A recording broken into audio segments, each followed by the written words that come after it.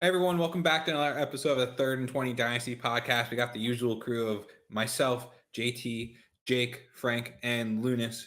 We are 1 month away from the NFL draft, which is very exciting. The rookie fever is getting that drum beat up into a hype.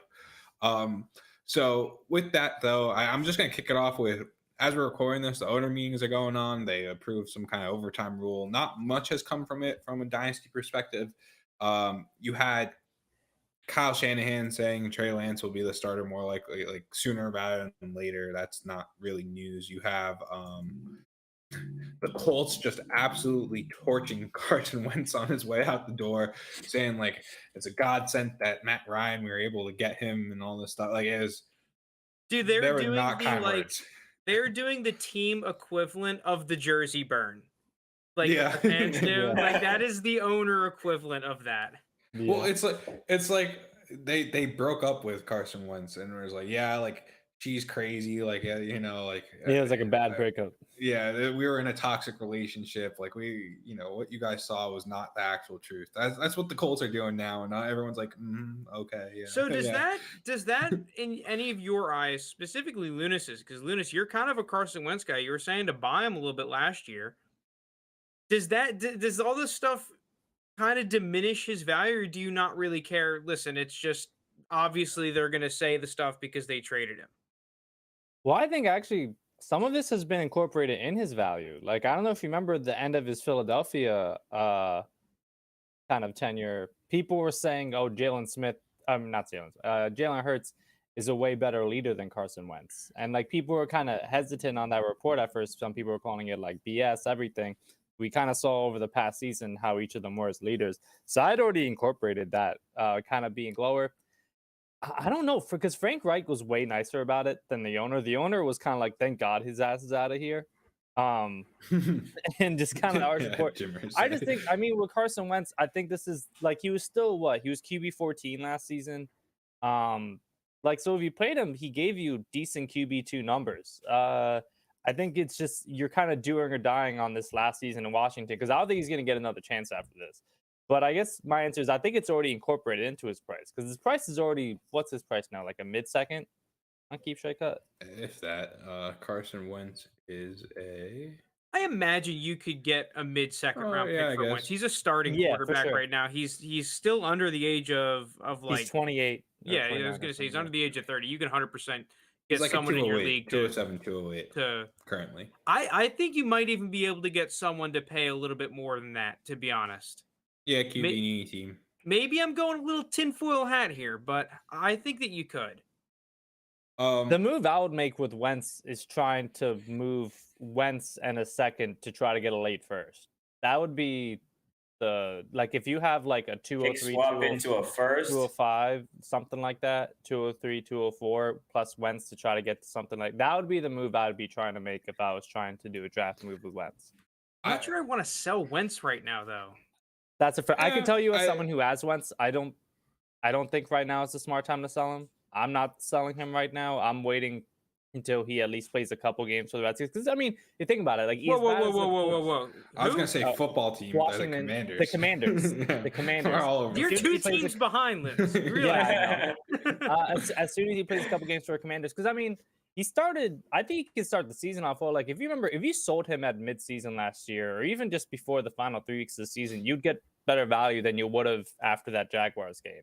So I think if you have Wentz right now, it's kind of a hold, at least in my opinion. I'm not like a big supporter of these guys, but I've seen, Kenny Pickett mocked to Washington in times, a Corral or Sam Howell potentially going there. Like, I feel like those guys aren't going to help Carson Wentz's value. So I'd rather just sell. But the issue is if you're trying to do that pick swap, like you're saying, like I'd want to get into like 108 or higher if I can. Like after 108 higher, it gets very murky, I feel like, currently from how things are shaking up. I mean, maybe the NFL draft will change some of that, but I think if you were to do that, I'd much rather go for a future pick. I think because in a lot of leagues, the jury is out on the 2023 class and people have kind of been hoarding them. Going for a 2024 pick in that kind of move, especially if you're looking to just cash in on value, would not really be a bad move because I think when you're going to look back, that 2024 class and 2023 class, the late first is just going to be better. I think we're looking at a class right now where it's not that the late first is bad. It's just compare it to the previous classes, it's probably towards the bottom in the past like 15 or so draft classes. Yeah. All right, I'm just gonna move us along here. So we talked about this. We started a new live stream. If a weekly live stream. Thank you everyone who tuned in last week. We're doing it again tomorrow. We do it Wednesdays at 7:30. And last Wednesday is when Tyreek Hill was traded to the Dolphins. So we already kind of touched on it in that live stream. I think the general consensus was, slightly worse for Tyreek Hill. We don't think this should affect Mahomes that much. I guess a little bit of a boost to Tua, but like I'm not wheels up for Tua, I would say. I just temper myself with what we're seeing with Tyreek Hill because Twitter's saying like, oh, Mike McDaniel's going to make Tyreek Hill the new Deebo Samuel. That's how he's going to use him. I just think they're not the same player. Like Tyreek Hill is not nearly as big as Deebo. He's not going to be capable of doing the stuff inside the tackles that Deebo was doing, especially behind that Dolphins offensive line, which they beefed up a little bit, but it was like the worst in the league last year. I think PFF ranked him. So I don't know. I think Tyreek Hill is just he is who he is at this point. We're not really going to change his value is or anything. I don't know if you guys agree, disagree. I think I have a little bit of a buyer beware on Tyreek Hill, and not just a buyer beware. Like, what are we doing here? Because I've been looking at startups on Twitter. I'm seeing Tyreek Hill and T. Higgins go around the same pick mark, and I don't know if it's just you. I would much rather have T. Higgins than Tyreek Hill, even though you might not see that same production for this year out of T. Higgins that you will out of Tyreek Hill. Dude, I just don't want to invest in Tyreek Hill. Like the situation, whether or not the Dolphins offense is good and they use Tyreek Hill in this Deebo mode, how is it going to get better than what it was? I understand he wasn't getting a ton of targets, but the touchdowns was consistent, and you don't really see that often at the receiver position. Mm-hmm. Yeah, I mean, I think I'm the biggest Tua believer on the pod, and I'm going to stick by it. I think this is great for Tua. I think his game matches well with Tyreek Hill's game. I don't care what people say that like, oh, Tua can't throw the long ball. Tua had the most accurate or top 5, I think it was, accuracy on deep balls in the league last year. He just had one of the fewest attempted deep balls, and I think that's more of a problem that was in the offense and not Tua. And I think Mike McDaniel is going to fix that. On top of that, Tua had one of the quickest release times in all of football. Tyreek Hill was second in the league, only behind Jalen Waddle, actually, in receptions under 2.5 seconds from snap. So this really fits, I think, what the Dolphins are going to look to do. They're going to look to get the ball out of Tua's hand very quickly, and they have 2 guys that can do that. They have Gesicki going up the seam, and when possible, they're going to run play action and hit one of those 2 speedsters going long. I think this is a great move for the Dolphins as a whole, but in terms of straight up Tyreek Hill production, nothing will possibly be this Chiefs offense. You're not going to see him go for 1,400 yards and 15 touchdowns. It's just not going to happen. I do think this Dolphins offense is going to be much improved, but it's you don't have Patrick Mahomes, rolling, spinning, throwing the ball underhand 50 yards. It's not going to happen. So in terms of that, I think Tyreek Hill is probably a sell right now, just because people are going to, say, oh, new team, they're going to feature him, they're going to do this, and it's just not ever going to come close to what he did with the Chiefs. On top of that, he's already 28, so it's prime age. This is the best time you can trade him is right before he gets to that 30 mark, but he's still, putting up those wide receiver one numbers, and it's only going to go down from here.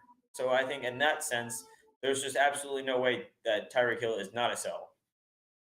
The only reason I say he's not a sell is because a lot of people have that opinion with him going to Miami. There are some people that are optimists, but I feel the consensus ranking on him has gone down a little bit. And I think it should. I don't think you should expect the production you see from the Chiefs. But I think what people are saying with the Deebo thing, obviously you can't use him in the same way as Deebo. Deebo is built like a running back. I do think though you're going to see a lot of games where Waddle and Tyreek Hill have like each of them like 9 or 8 catches in the same game. Correct. They're going to get the ball in their hands Yeah. very quickly, whether that's on bubble screens, whether that's on slants. They're going to get the ball into these two guys' hands a lot. And I just don't like. It's going to be good for PPR. They're going to get. Yeah, I a was lot going to of say it's going to be catches, better both for of them. PPR. Than I it would wouldn't be for normal. surprised if both of them ended up with 90+ receptions on the year. I just think have that's very doable. I just agree have with an you, Jake. issue with it's funny how the NFL and Dynasty are mimicking each other here where I have my issue. It's the Dolphins traded, high draft capital to get an aging receiver to then pay him a bunch of money when I feel like you could have just gone out and gotten the likes of a Treylon Burks, or I don't know if Drake London would have been available for where they're picking, but like let's pretend he was like Drake London. One of those guys was going to be available, and instead you're paying for Tyreek Hill, where in Dynasty, I feel like it's the same thing. Like these young rookies are going to be available currently in startups. I've seen it on Keep Trade Cut, where that's the kind of consensus trade calculator thing.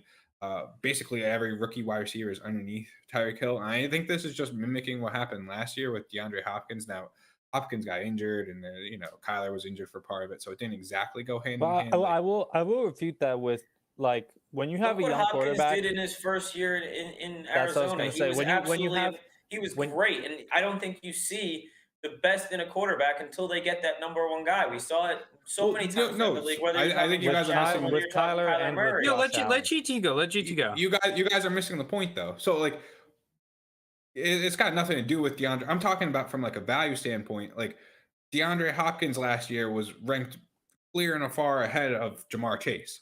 Like that was like the whole thing last year was why would you trade DeAndre Hopkins? Why would you trade DeAndre Hopkins for someone that could end up being DeAndre Hopkins kind of thing? That was like the whole argument.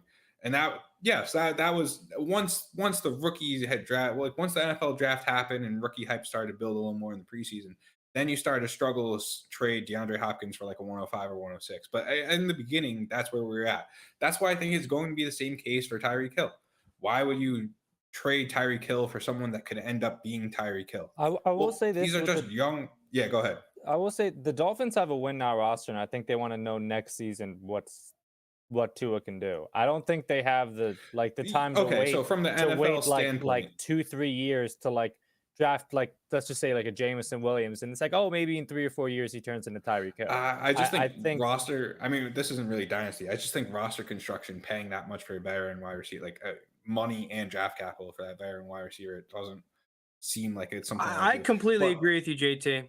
Completely agree. You can still move him. Dynasty. You can still move him in a very favorable deal, even if his price is lower than it was last year. And you can get rid of all that risk. You could easily trade right now. I don't know anywhere where I haven't seen it happen. You could easily trade Tyreek Hill for Drake London right now. And I'm thinking like just 3 months from now, I don't think that'll be the case. Like I think Drake, I'm still a Treylon Burks wide receiver one guy, but I think, just based on age alone, the kind of prospect that Drake London is, I think Drake London will be valued ahead of Tyreek Hill in 3 months or less. I don't disagree with that. I said Tyreek Hill's a sell. The issue is I think Tyreek Hill fits more what the Dolphins want to do in this offense.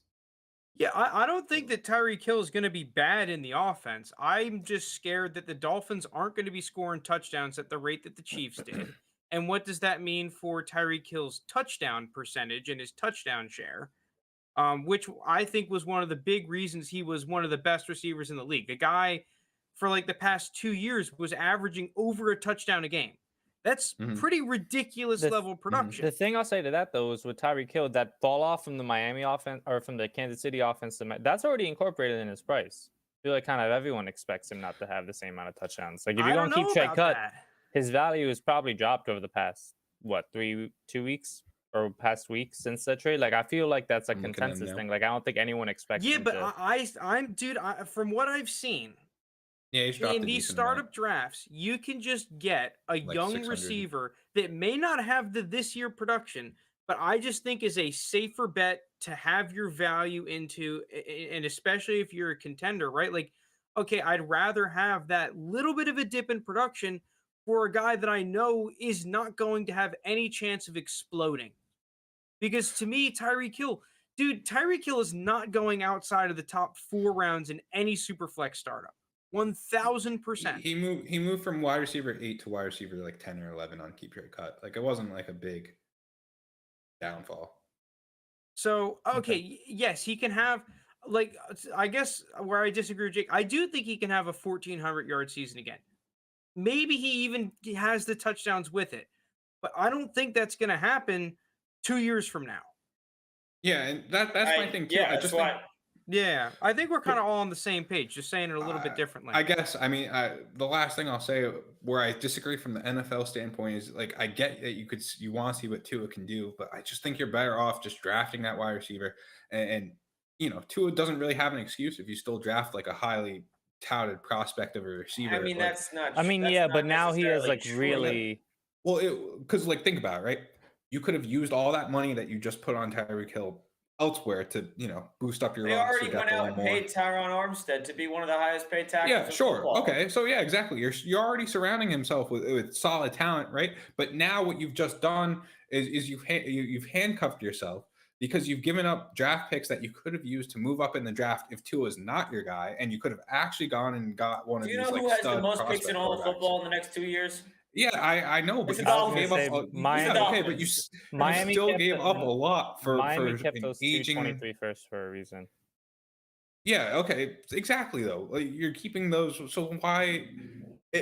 Either you go Because all they in, mostly gave up either picks you- in this draft. You're not going to find a guy. Either I'm you go talking all strictly in. and strictly NFL wise. Dynasty wise, I think we're all on the same page here that Yeah. Tyreek Hill is a sell. But strictly football Lose wise, on you are the not record, going to get a guy to put up Tyreek Hill production in this draft. You gave up a first and second in this draft. Fine, that's a lot. I don't know if I that's get true. that, but you're not going to find a guy to put up that production this season.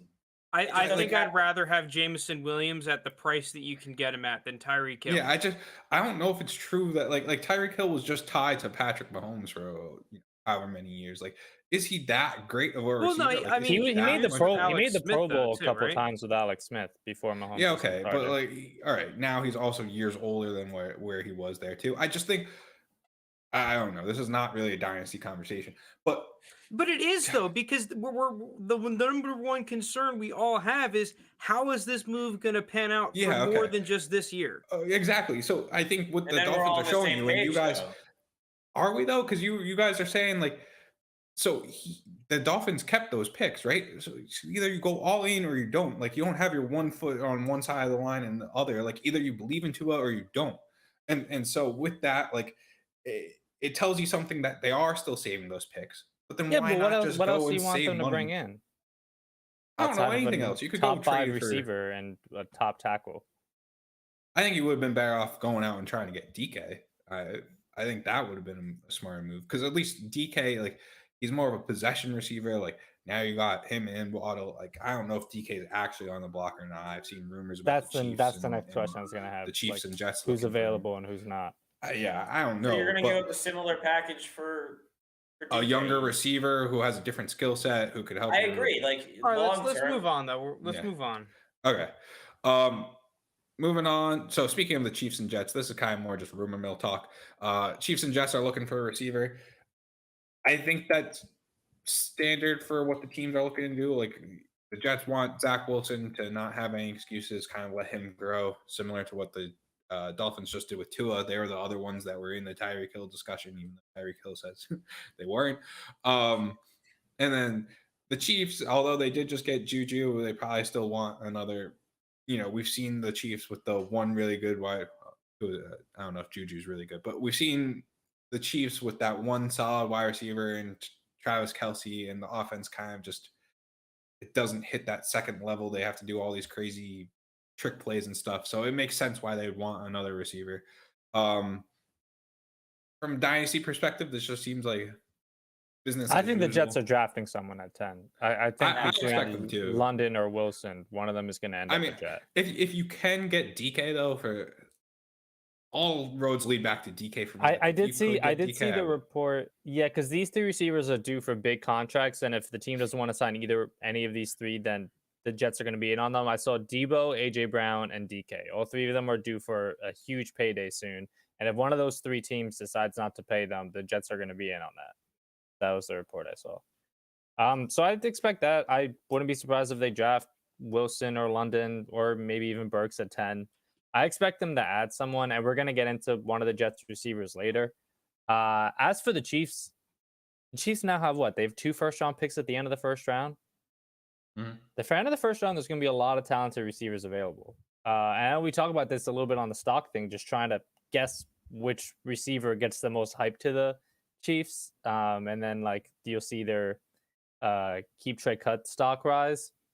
So we'll see. But I think if I had to bet money on it right now, I'm saying both of those teams take a receiver in the first round.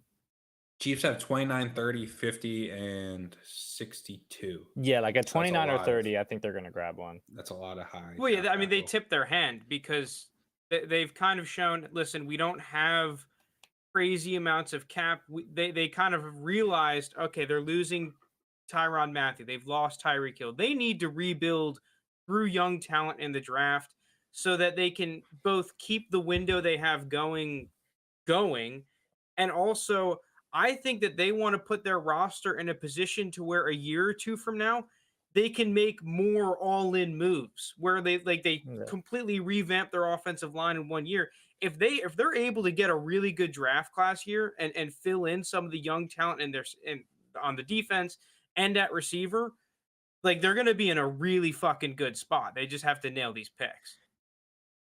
And whoever the receiver they draft is, it's going to be wheels up. Like their value is going to go crazy. Or maybe I do. I don't know if I do or The question don't. is, how, like, let's say it's Olave that they pick. Mhm. Is Olave going top 5? Probably. No. In rookie drafts, Yeah. In rookie drafts? I can't imagine. Well, That's why I was surprised when you still said early second, JT. Because for me, if Olave goes first round of the Chiefs, he's a lock for top 10. Olave is the guy. Yeah, That's, I think he's top 10 as is. If you look at a lot of He mocks. should be top 10 as is. I He'll probably could move. disagree more. I mean, he'll probably move up into that conversation around 105 to 107. Yeah, he's going to be right up the with those issue is guys, London. Olave is filling that Burks. Mecole Hardman. Like he's No, he's not. He's way more talented a receiver No, than he's Mecole. Okay, is what if coming it's out. Jamison Williams that they take? Jameson And I Williams. like it At least even I more. could see. Yeah, Jameson Williams. I like more than Olave. Because at least you know in what his terms role of- in the offense is going to be. It's the Yeah, Tyreek role. Because That's what I could everyone see said the with Chiefs. Mecole Hardman. Well, like- Tyreek was still Tyreek when Mecole was there. And I also think Mecole, even when the draft pick was made, I think no one expected Mecole to go that high in the draft. Like I think They when have the Josh draft, Gordon. when the They do. Come They on. actually That's do. probably just true. on. Would you? But Well, Jake, was would you gonna rather say- have Jameson Williams or Olave? Because based on your actions, I think you're an Olave guy. Probably. I think Olave Oh, that's is just just crazy. to me. Olave is an elite route runner. And I get it, he's a year older. Great. But he's fine. I get it, you don't want him because he didn't come out early declare. We got it. But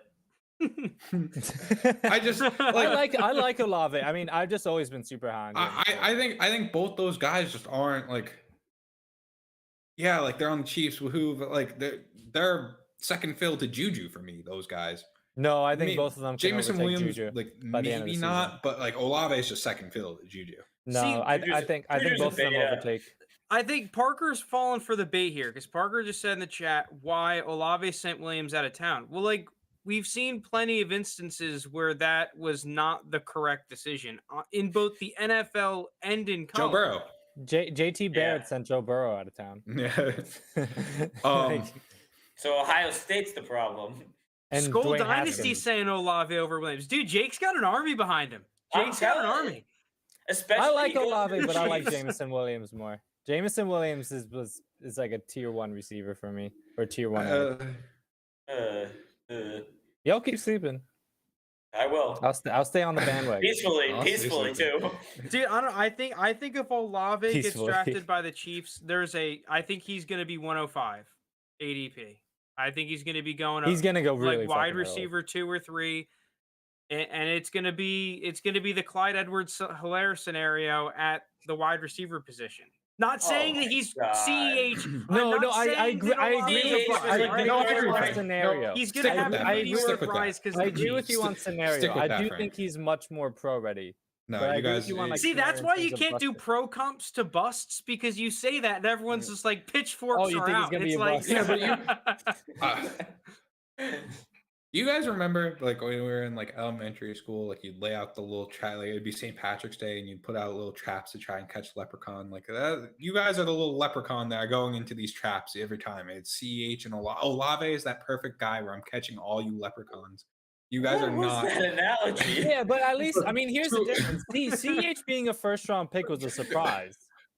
Olave, Yeah, we've but okay. expected to be a first round pick. Oh, you guys follow the same bait every year.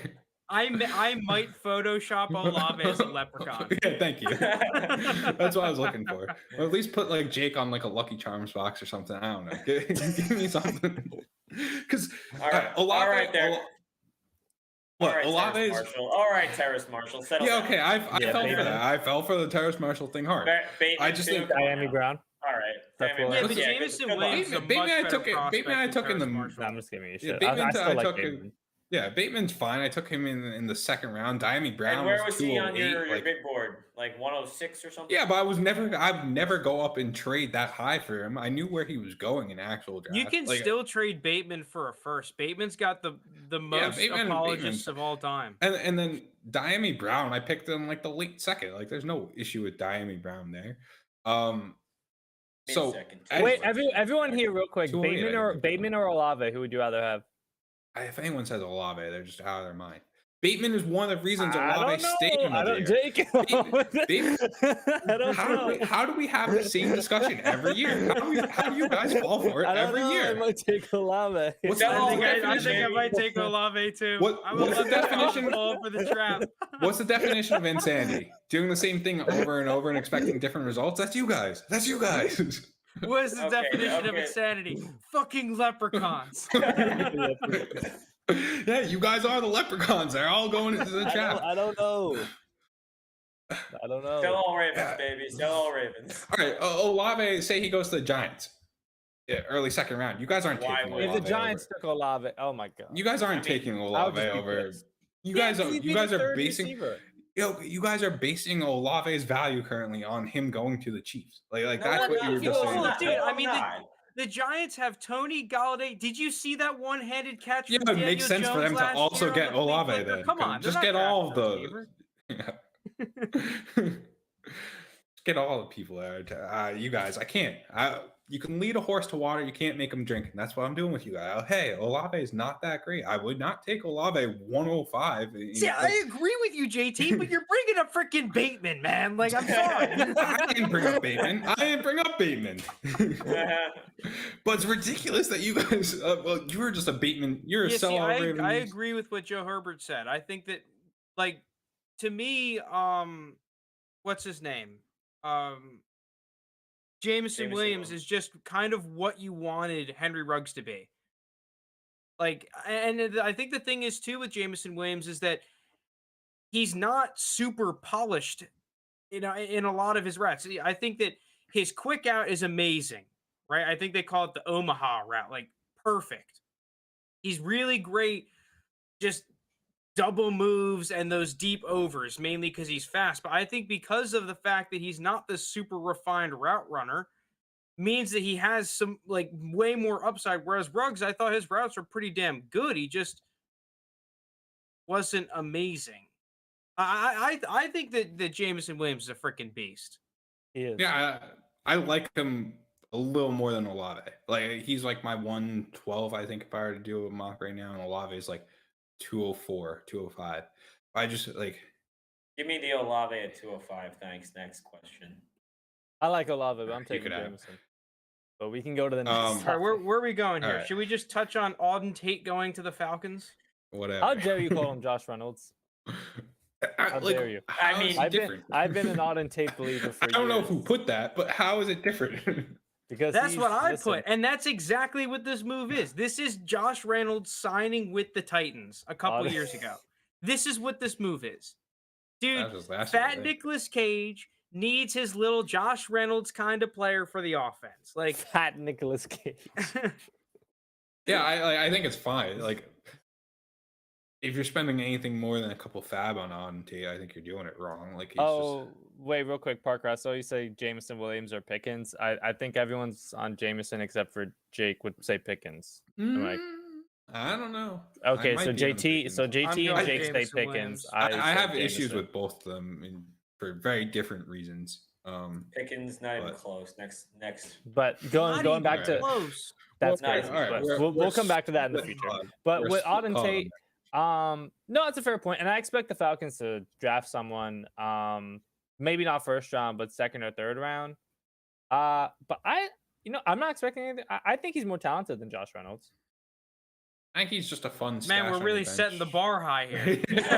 Listen, you said that next Josh It's Reynolds. funny that I don't know it's what to funny say. that I had to like consider too. Like, I'm not convinced that he's better. Like, I think he's better than Josh Reynolds. I don't know. All right, Josh let's Reynolds move had a off few of good Auden things. Tate. Yeah. Next- We'll come see. on, come on, We'll come see. on. There's Oh, nothing well, to say okay, we'll right move now. off. Yeah, of congrats, Auden Tate Lance. to You picked him Marquez up for a couple Valdes-Scantling. fab. Yeah. When I Marquez sell him for a second, Valdes-Scantling to the. Well, just I feel wait. like we forgot that this happened. MVS to the Chiefs, 3 years, 36 mil. Yeah, you ready for him? You're ready for him to just put up another 700 yards and like 4 touchdowns. 700. I was thinking like 500. I don't know. He'll catch a random. He'll have like those DeMarcus Robinson plays where it's like Yeah, well, that's somewhere what. random weeks he'll have like a 50-yard touchdown. Then because I think they're gonna draft someone for. We all do. And Yeah, then- it just doesn't feel like the Chiefs should go out and get the likes of an Olave or a Jameson Williams. Actually, like if they have Valdes-Scantling and Juju, you should be going out to get like those thicker guys in the likes of. Oh, a give me Traylon Burks. George Pickens to the Pickens. Chiefs. Oh my Yeah. god. you just need get speed. those- You need speed. They already have so much speed. Oh, well, Like, Juju Juju's and not that MVS, fast. Marquez Valdes-Scantling. Well, is. MVS and Hardman is a ton of speed. Yeah, Hardman is also. Oh yeah. And That's like you two I don't know He's- how fast he's Josh killing Gordon it. still is. I think that this is just a move where, they're mitigating a lot of the risk that can happen in the draft if they don't end up getting the guy that they like. And it's kind of like, okay, we needed to replace multiple receivers on this offense because they lost like everyone outside of Mecole. They got Juju, who is kind of the addition, and then they bring in MVS to replace Byron Pringle, Byron Pringle replacement for 10 mil per. I thought it was a little bit of overpay, but whatever. I just think it's insurance if they don't get someone that they want at 29 or 30. Yeah, I think we're all on the same page there. I mean, all right, yeah, like, go ahead. what is he valued at in Dynasty? Can you even sell him if you wanted to? I'm not paying. I for mean, him. if you wanted to, I feel like now would be the time. Yeah, I don't think anyone's Uh, buying though. I've seen a specific person. Oh no, wait, maybe that was Alan Lazard. I think your boy Kluge was going out and talking. Oh, about, I like think it's Lazard more than MVS. All right, so keep trade cut says 211. You'd be hard pressed. I feel like to Do we find If you still can get have any him in the second rebuild round pick, league? do if we you can get any second round pick for MVS, take that Frank, offer. if you could get on that. Just All right, you know just exactly shoot- what I'm shoot doing. a bunch of seconds. I am yeah. offering him for every second round pick in existence. Yeah. and Yeah, seeing no, what happens. Joe, you're right. MVS is a strong best ball player. Yeah, because there will be a lot of weeks where he does nothing. Then there will be a random week where he has like 3 catches. We for do 90 have yards him. and a touchdown. All right, here we go. Every second in existence. Alright. Well, while you're Do doing even that, like future seconds. Do like a 24. yeah, second. I think that's what he's doing. Lunas, Yeah. I said every second in existence. Oh, I thought you I meant did this not year. mean I just thought you this said year. This year. Oh, my bad. All right. So while Frank's doing that, I'm just going to segue us to the next thing. Who knows? Maybe we got a trade accepted by the time the pod's over. We got Ronald Jones to the Chiefs, and that does spark a funny debate, actually, because I think where we were just 2 years ago of Ronald Jones versus CH, who's more, who's more likely to be the lead back. I think if I were to gauge the pod, I think we'd be consensus CH. CEH versus Ronald Jones. Yeah, are we as a pod all like? Well, I mean, the concern with CEH is like the injuries also. Yeah, but all right, let's not factor in.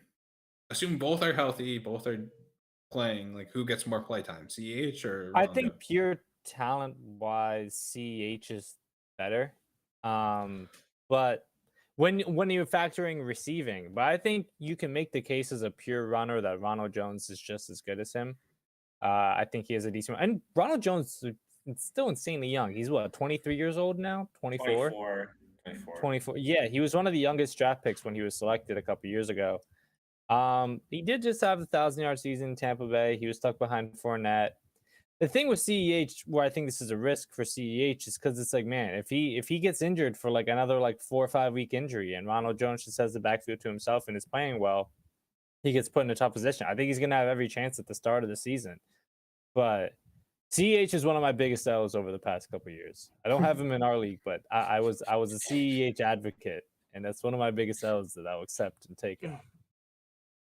I don't know. Ronald Jones to me is the type of dude that that I would be doing exactly what I'm doing now, offering him for basically every second round pick in existence. It's funny you say that because Parker offered him to me in our he did that to league everyone. He did that to everyone. He's in chat right now trying to say Rojo is a top 10 running back.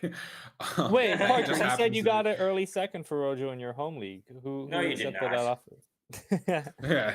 No, you didn't. All right. Moving on. That's whatever. We'll just go on to our next segment, players to sell before the NFL draft.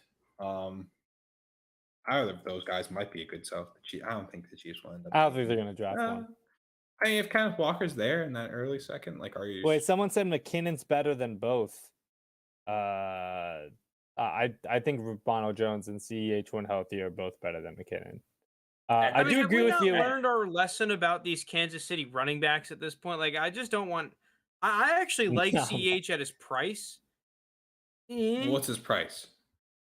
I think it really depends because, like, I'm not sure his price. I like him. It's going to be terribly accurate. I think it's really going to vary because you're going to have people. I like CEH at his startup draft price. I still think owners who drafted him. Well, what is it? What round? Top 3. His startup. I saw it the other day. He's 202 in a rookie draft pick. 2022, 202. I think if you're telling me that's his actual price, I might give for this year. I might trade 202 for CEH. I think I would. Yeah, for this no year. Shot. No shot. There's no running there's no shot Isaiah Spiller. Unless you are so desperate for a running back, that is the dumbest move you could possibly make. If you're telling me Jahan Dotson is going to be sitting there at 202. I don't know. I don't think that's crazy. Proof was Jahan Dotson. That's what's keeping me. That's what's going to be my dynasty breaking trade is, I missed out on Jahan Dotson. Like, I don't know. I mean, I think Jahan Dotson's a very good wide receiver. About Jahan Dotson. I think he's a good wide receiver too. Look, I'm telling you guys, these early second after like 201, fool's gold. I'm out. We're just talking about Ronald Jones or Jahan Dotson. Who would you rather have? Come on. That's okay. I guess maybe Jahan Dotson. But we're talking about CEH. Jahan Dotson. We're saying CEH. Oh, still, CEH is. I give you Dotson. Yeah, exactly. There you go. Thank you. I take CEH over Dotson. Yeah. All right. Another split. We are a split podcast. We gotta be a united front, guys. I feel like it'd be way more boring if we were all on the same. Yeah, I agree. It would just be the yes, I agree pod. Well, speaking of that, we kind of came together as a group to talk about which of these players we think are sells before the NFL draft. And kicking us off is Michael Carter, the Jets running back. Michael Carter is currently valued on Keep Trade Cut in the realm of a late first. And the issue with why I would want to get off Michael Carter before the NFL draft happens is the Jets have a lot of picks, and we've seen what they're willing to do for this offense, right? Like they're willing to go out and potentially trade for Tyreek Hill. There's still rumors about DK Metcalf. Kenneth Walker or Breece Hall is available. I'm sorry, Joe Herbert in chat said I would deal 502 for CEH. Joe Herbert, I'm never gonna let him live this one down. Joe Herbert was in chat saying that he was not trading Huntley, the Ravens backup quarterback, for unless he got an early second. So I don't know, guys. The Jets, getting us back on track. The Jets have a bunch of early picks. They have 10 from the Seahawks. They have 35 and 38 in the second round. Picks 35, 38 overall. So they have those kind of prime spots if they want to take. I mean, I've seen Breece Hall get mocked in the first. I don't know if that's necessarily true, but I think Kenneth Walker will also be available there.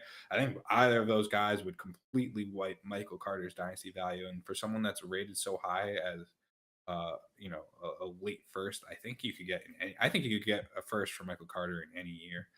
If you try trading him just because he's a running back that at least produced. I think that's an easy sell. I don't know about you guys.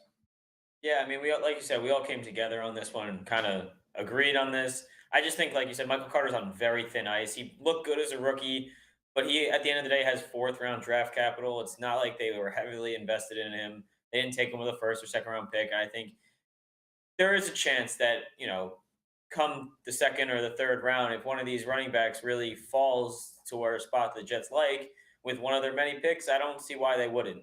If it's going to help the development of Zach Wilson, that's what they're going to do. And I think Michael Carter plays a nice role in this backfield. I don't think his value goes to 0, but it definitely takes a big hit compared to the 1st-round pick that he's valued at right now. All right, I just offered out, I think, 20 trades, and I believe exactly 10 of them have been rejected before I could even finish. And this was Marquez Valdes-Scantling for literally any second. Well, yeah, I kicked out like the top 7 picks in this year's draft, and there's a bunch of people that have like multiple seconds and here, so I would go for like the latest one, but okay, not looking great so far. But you never know. We'll see. It only takes one, Frank. It only takes one. Yeah, I guess real quick, I agree on the Michael Carter sell. Nothing much there to it. I watched a lot of the Jets games last year. I felt like they used more than one running back more than you'd think. I think Ty Johnson even Melvin Gordon was tweeting out something today about New York. I don't know if that means he's going to the Jets. Oh yeah, I saw that too. But since we have to play social media speculation in 2022 with people deleting teams out of Instagram bios and crap, that seems to be the meta. The eyeball emoji. I mean, we found out Stephon Diggs wanted out from Minnesota by him tweeting the eyeball emojis. Apparently, what you got to do. All right, so moving on, that brings us to the next one. I feel like this one's more of a consensus.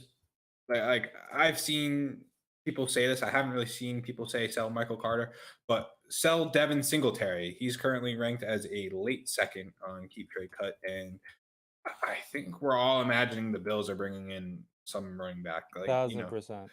I actually disagree with that a little bit. Okay. What scared me about Devin Singletary was why the hell they wanted to bring in JD McKissick, because to me that's what kills Devin Singletary's value. In the draft, if they go out and draft a Brian Robinson or a Zamir White or something, that's the one from Georgia. I'm not getting that screwed up with the dude from South Carolina. Yeah, no, you're right. He had Zamir and Zaquandre. You got to watch out for that. Yeah, Zamir White is Georgia. Like if they draft Zaquandre White, okay, I would love that or Zamir White. Then I would love that for Devin Singletary, because that means I think that he's going to have a pretty similar role that he did to most of last year, which was fine. Devin Singletary, 1,100 yards, a handful of touchdowns. Yeah, he's not going to be a world beater, but you can play him. If they draft someone who has legitimate upside in the passing game, it could be a 3-down back. Then I'm like, oh, geez, like that's really bad. Like we're talking about he has no trade value at all. I do not think that they will draft a running back with relevant enough draft capital to kick out Devin Singletary. If I was a gambling man, I don't think it's going to happen. I just think the point I was going to make real quick now to go, JT. If I had to bet on 5 teams being the most likely to draft one of Kenneth Walker, Breece Hall, you want to throw in Isaiah Spiller, the Bills would be in the top 5 most likely pretty easily for me. Be probably in the top 3. My thing is, even if they get a Zamir White or Brian Robinson or something, I just think that makes Devin Singletary more of like a more expensive James White. I get that James White's like super old in his career, but like I don't think the production's gonna be... James White had a top 10 finish.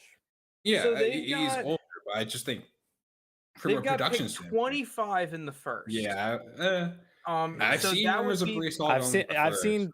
Yeah, but the thing is, you have to remember is that they also really need a corner.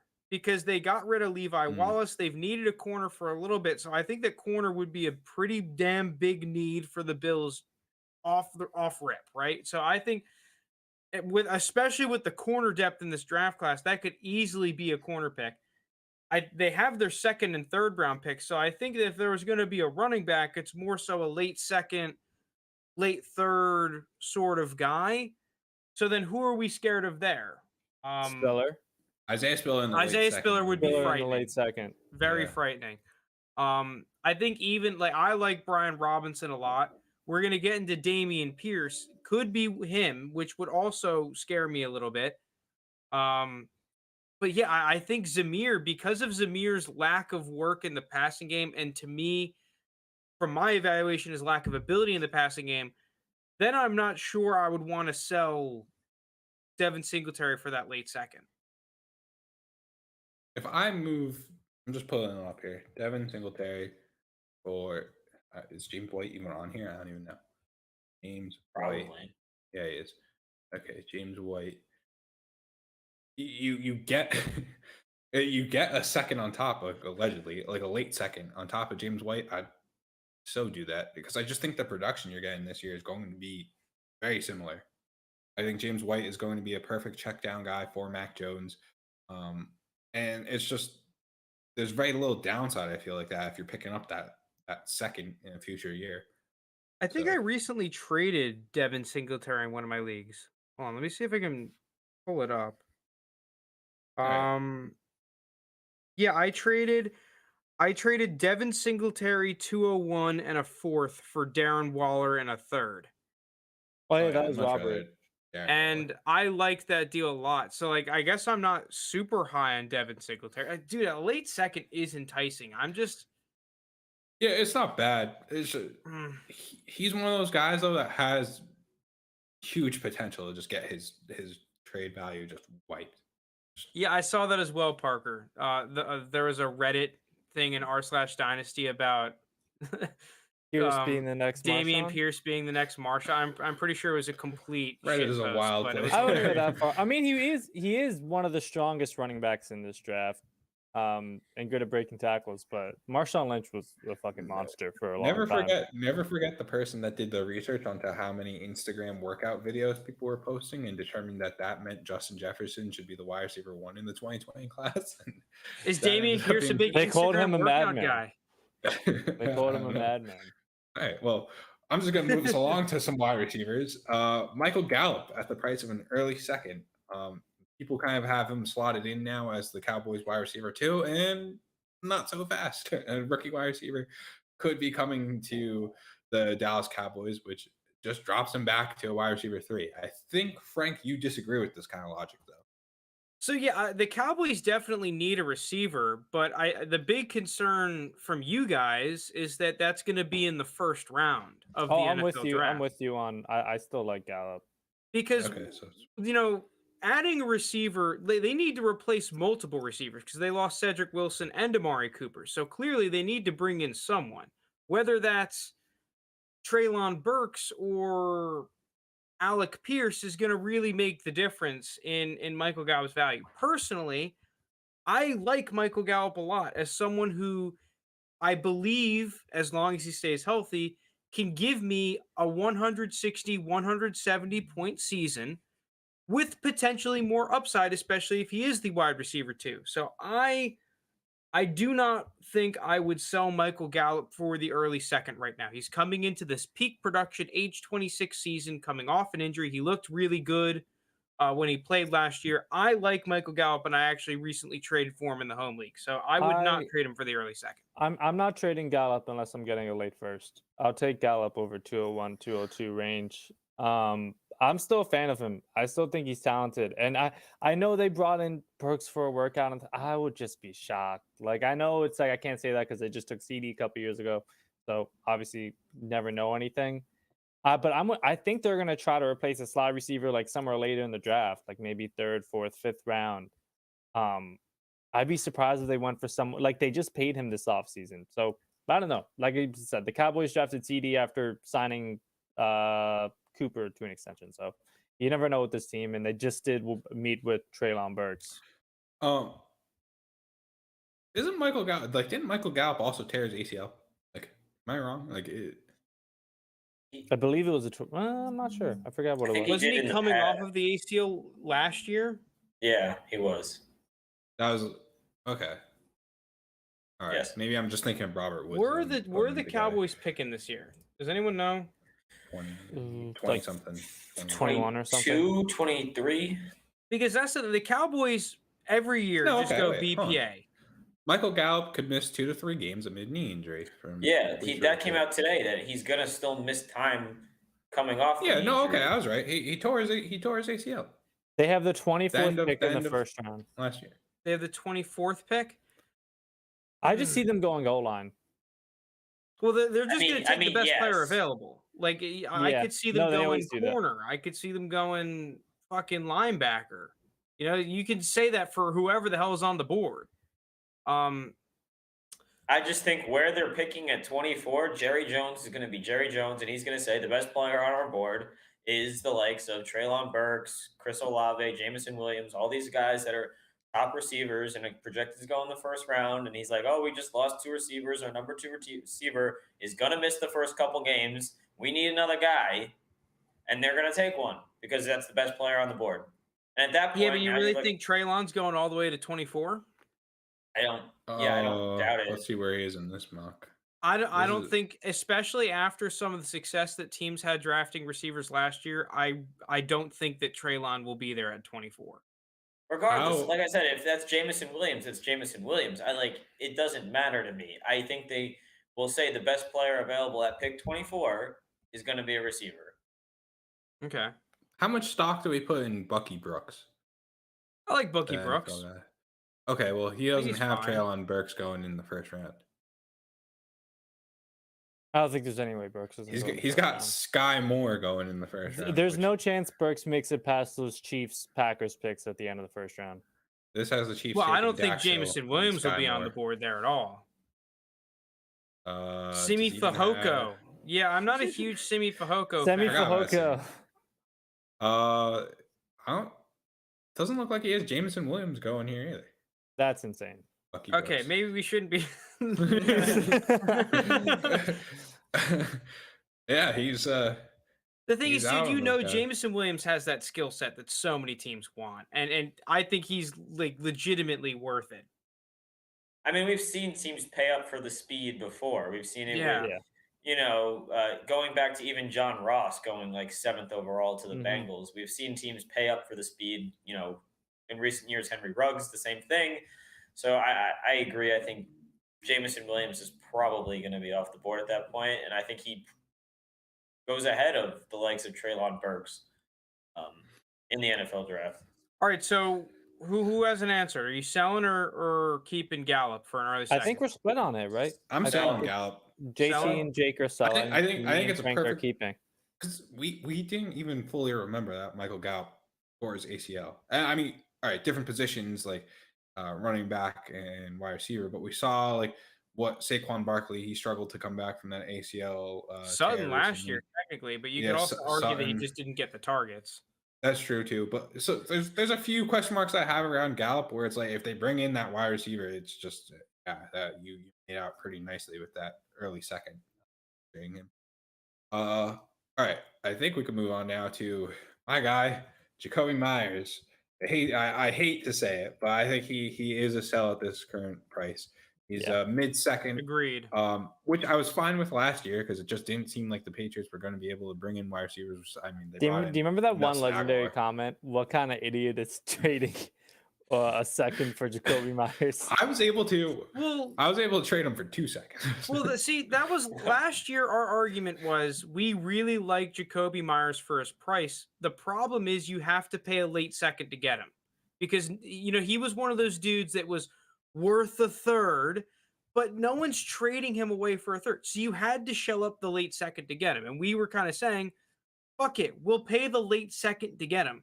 And now I agree with you, JT. The jury's a little bit out on Jakobi Meyers. I think he's fine, but given his profile, what he's done with the Patriots and what the Patriots offense was last year, I am selling for the mid second. And I think it's pretty easy.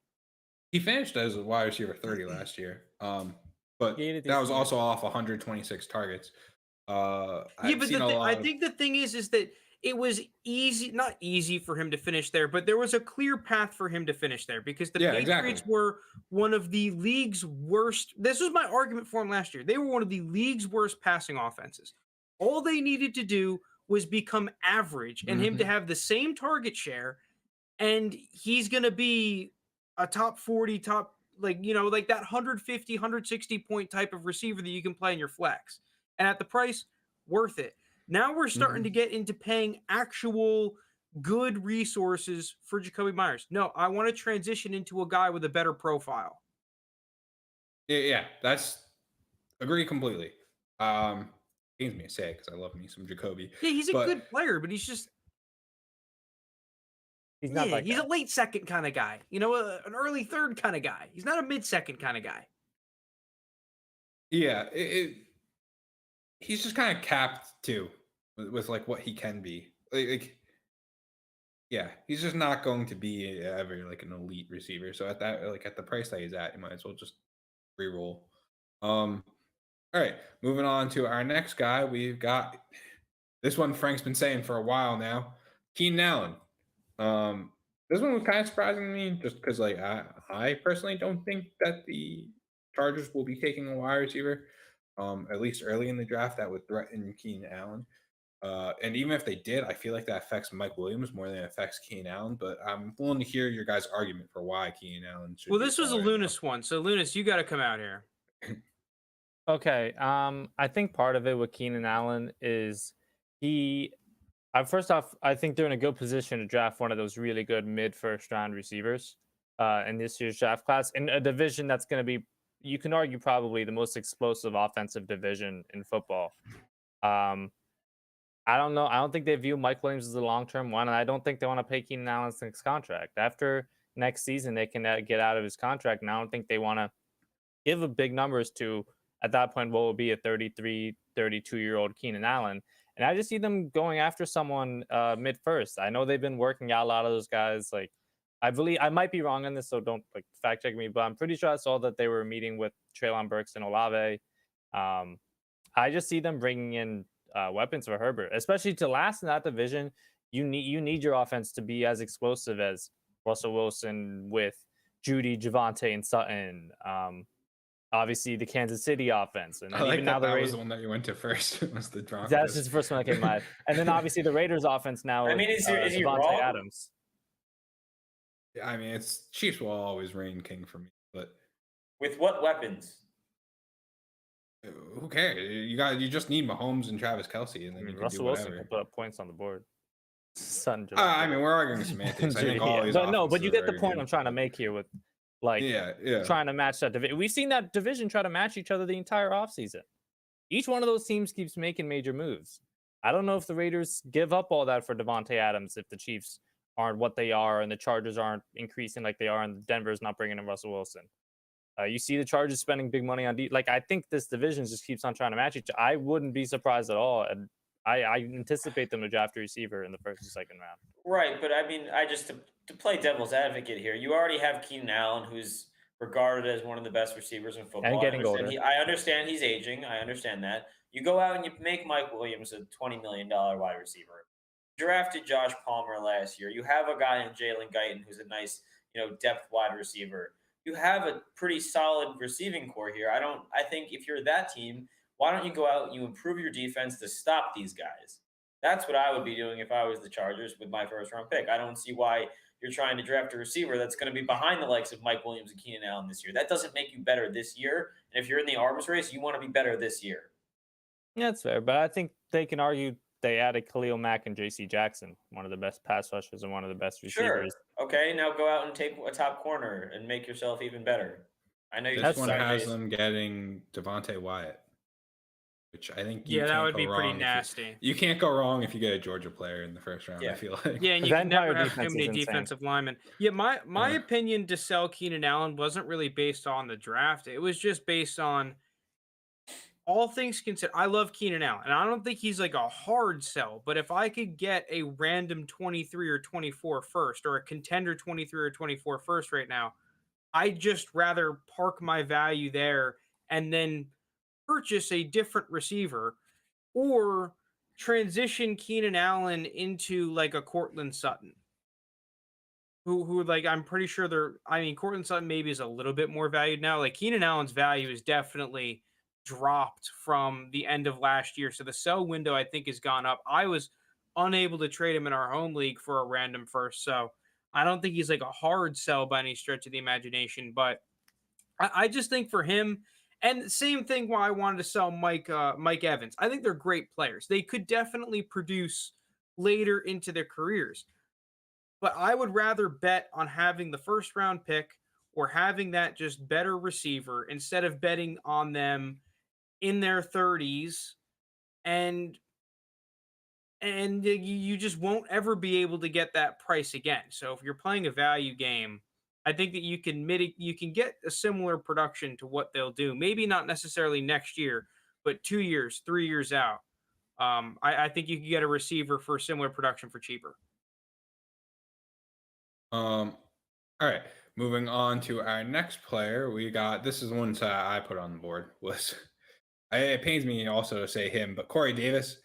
I just think we talked about earlier, it just seems like the Jets are bringing in another wide receiver. And while I was definitely low on Zach Wilson coming into last year's draft. I warmed up to him at least a little bit, but even so, I don't see Zach Wilson supporting 3 top receivers, and that would be what he would need to do for Corey Davis to reach his current value. If the Jets do bring in another receiver in the likes of Drake London, or they go out and trade for one of those receivers that we were talking about, the more veteran guys. So with Corey Davis potentially being the 3rd wide receiver on the block at the price of a late 2nd, early 3rd, I wouldn't necessarily trade it for a draft pick straight up. But I think you could transition Corey Davis into a different veteran wide receiver, like an Adam Thielen, for example, who I think will just get you way more points and is only a couple years older. So, yeah, the thing that I like about selling Corey Davis right now, because if you were to try to draw up a trade on keep, trade, cut, a lot of them probably won't be very favorable because his value is so in the tank. Mm-hmm. But, and the big but here is that he is a consensus buy. If you go on Twitter and ask and make a poll, is whatever Corey Davis a buy or sell? Everyone's going to say buy. Same thing with Reddit. To me, that means that you can get a better price than what it's listed at. And I love it when someone is one of those, oh, he's a consensus buy. Because I agree, they're going to bring in a receiver come the draft or come a trade. Where does that leave the targets? Okay, yeah, Corey Davis might be a flex player. I'd rather just have the value somewhere else, because if he has one bad season, you're not going to be able to move this guy for good draft capital unless he changes his scene again. And even then, it's like he's going to have a legitimate resurgence to really get a great price out of him again. I guess there is the scenario where they don't pick a receiver and his value could shoot up. I'd rather just have the 2nd round pick. I don't know if it necessarily shoots up the thing. Because you still have to bank on them supporting 2 dynasty. Yeah, I think his range of outcomes. He might make it into wide receiver 2. Well, even a guy like Braxton Berrios, he's going to scrap together more targets than you expect. And it's going to just be fucking annoying. You're going to be like, dude, come on. Because, you want a guy that's just going to be a target hog. You want a guy that's going to get 130, 140, 120 targets. And if they bring in a receiver with Elijah Moore, Braxton Berrios, multiple tight end sets, is he going to reach 120 targets? To play devil's advocate, though, here, he is coming from the Tennessee Titans 2 years ago, which was one of the league's leaders in they're a run and first offense, very clearly a run first offense. And even with missing some games, he was still a top 30 wide receiver. Yeah, but that was also AJ Brown missing a lot of time and a higher scoring offense than I anticipate the Jets to be. I think the Jets offense might be on the Jets. Yeah, I think that could be. Dude, that offensive line. I don't think it's bad, but the Titans that year were one of the best teams in the AFC. Didn't they make it to the second round of the playoffs? Because of their passing offense. Yeah, but they didn't. JT's right. Their pass rate was low. Now they kind of How many I think he was touchdowns in a did Corey good Davis spot have? for yards after catch and in the role that they played him Corey in Davis off of that had play 5 action. in 2020 Oh, through okay. 14 games.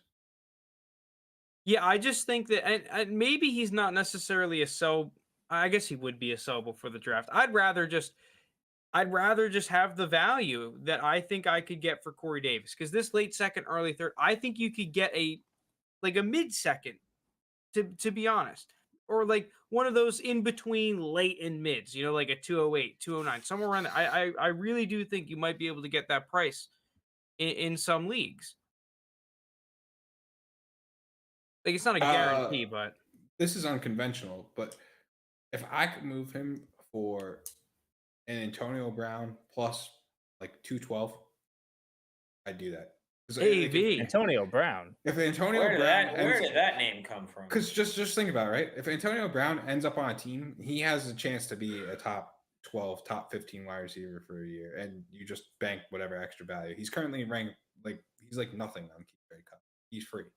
That's such a big if my mom had wheels, should be a wagon. Like I don't know. Yeah, okay, but I'm still I'm not saying to trade him for straight up. I know the saying, but I'm telling you to also get that late second on top of it. Or I mean, yeah, sure. No, I mean you get late second, sure. AB is such an enigma. I don't know what to think. Corey about Davis AB. can be dumped for cheap in 2023. This is his last year as a Jet. I'd probably agree with that, unless that ceiling case happens for him. All right, let's move on here. All right, This is an moving on. interesting one here. Michael I Pittman. like this one a lot. I like As this in, one we a need to lot. sell him. Yeah, I think for the price At that I think- price, I didn't yeah. realize the price was Michael Pittman. I always say Michael Pittman Jr. I don't know if that's right or wrong, but Michael Pittman, he's currently valued as 106 in the 2022 Crazy. draft, and that, I just think, yes, Frank. You're What if shaking you that pen. because I agree with you. 106 is a little high. What if we change this 106 to a 108? I'm still taking 108. Still screaming so. Agreed. I think I might rather have Pittman than 108. I'll take 108. Because what? 108 can get me Jameson Williams. Yeah, I I'll take Jameson. I just need one of these scenarios to happen. Corral goes in the first round. David Bell is a day 2 pick.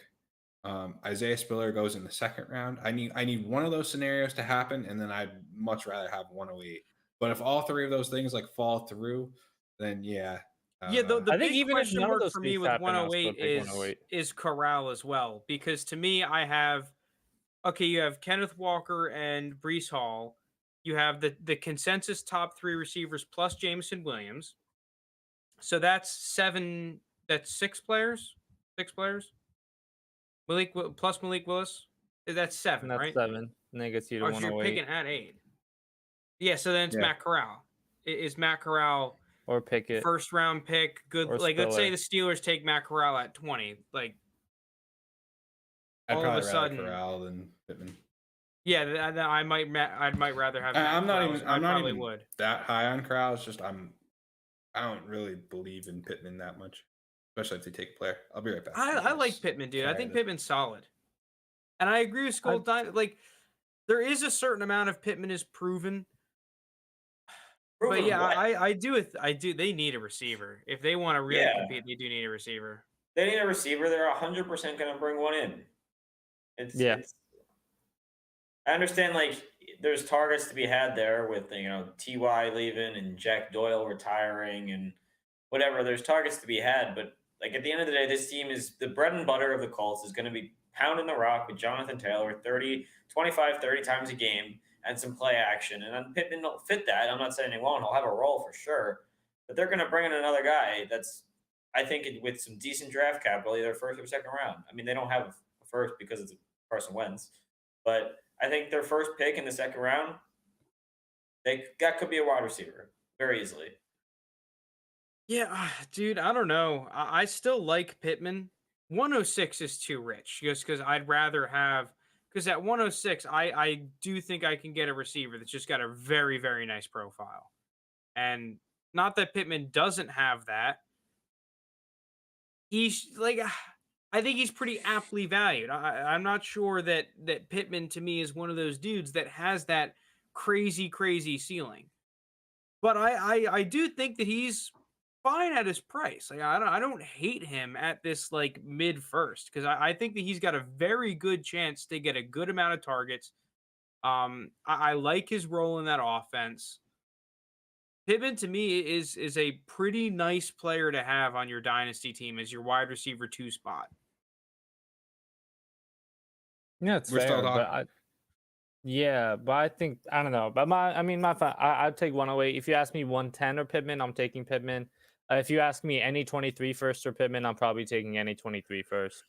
If you could tell me I can get 112 in plus 2023. another pick, 112 in this draft and another pick, why wouldn't I do that? What about 111 and 212?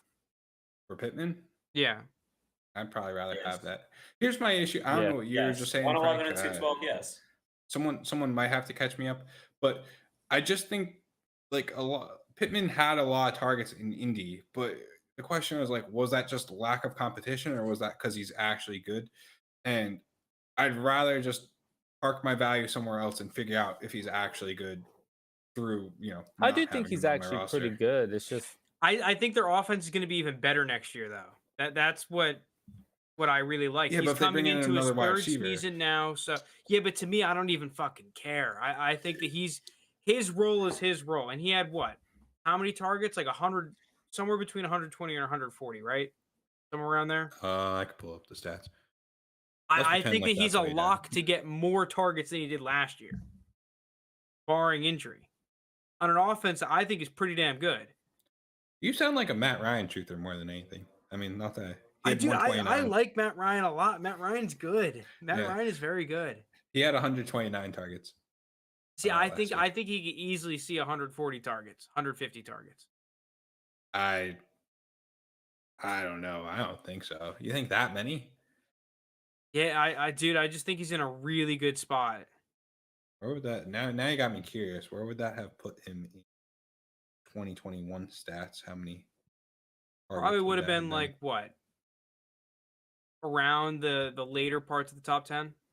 Super Cup had 191 and led the league. What'd you say? 150?